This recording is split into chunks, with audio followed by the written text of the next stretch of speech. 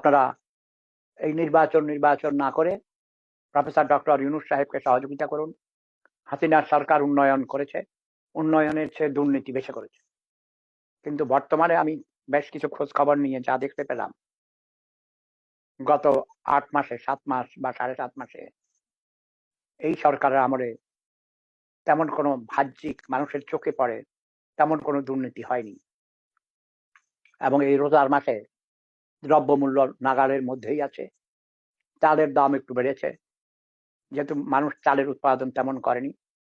গত বছর বন্যায় প্রচুর ক্ষয়ক্ষতি হয়েছে, অনেক ধান নষ্ট হয়ে গেছে।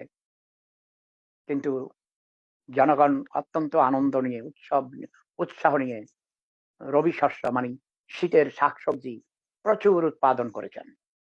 আমি খুব খুশি হয়েছি।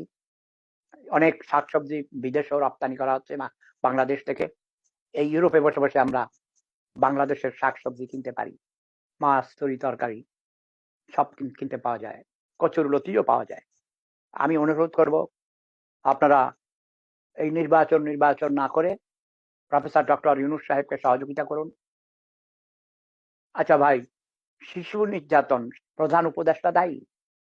তারা কি বলেছেন, উৎসাহিত করেছেন যে তোমরা, এটা মানসিক রোগ ভাই, এটা মানসিক রোগ। আমি এই রোগের একজন বড় চিকিৎসক।